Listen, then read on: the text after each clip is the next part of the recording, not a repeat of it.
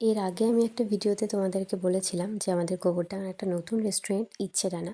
তো সেটার full video দেব। তো আজকের ভিডিওটা পুরোটা ইচ্ছেডানাকে নিয়েই। গোবরডাঙ্গা এই রেস্টুরেন্টটা 23শে জানুয়ারি হয়তো উদ্বোধন হয়েছিল আমার যতদূর মনে পড়ছে, কারণ 1 মাস হয়ে গেছে ভিডিওটা পোস্ট করছি।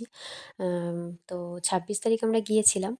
আর দেখো কত সুন্দর সাজিয়েছে, শুধু এখন ফুলগুলো নেই আর লাইটিংগুলো সব একই আছে। তো চলো তোমাদেরকে ভেতরে নিয়ে যাই আর পুরো রেস্টুরেন্টটা আমি আজকে ঘুরে দেখাবো। যদিও ভিডিওটা আমি 3 দিন পরে, মানে উদ্বোধনের 3 দিন পরে করলেও পোস্ট করছি 1 মাস পরে। কারণ আমি এর মাঝে কোনোভাবেই সময় পাইনি। আমার কাজের ভিডিওগুলোও পোস্ট করতে পারিনি।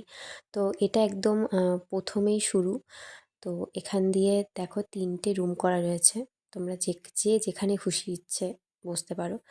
তো যাই হোক, আমি পুরো ব্যালকনি থেকে কত সুন্দর লাইটিং করা, কত সুন্দর সব সাজিয়েছে পুরোটাই তোমাদের সাথে শেয়ার করব। তো অনেক লোকজন এনে এখানে যেমন খুশি মজা করাই যেতে পারে।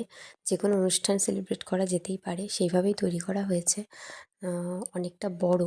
আর এর উপরেও রয়েছে, আমি তোমাদেরকে ঘুরিয়ে পুরোটা দেখাচ্ছি। বাইরে, উপরে, ভেতরে সব জায়গায় ভর্তি একদম সিট। কোনো সমস্যা হবে না যে অনেক লোক হলে গ্যাঞ্জাম বা কিছু, সেরকম হবে না। তোমরা যারা আমার মতো এরকম খেলা করতে চাইছো করতেই পারো। আর এরকম গোলাপ ফুল থাকে গার্লফ্রেন্ড বয়ফ্রেন্ডকে দিতেই পারো, কোনো সমস্যা নেই। তারপর আমরা ওপরে চলে গেলাম। ওপরটা তো খুব সুন্দর, অসাধারণ, এত সুন্দর ফুল দিয়ে সাজানো। শীতকালে তো ফুল দিয়ে সাজিয়েছে, তাই নিয়ে আমরা ভাবছিলাম গরমকালে কি এখানে ফল দিয়ে সাজানো হবে।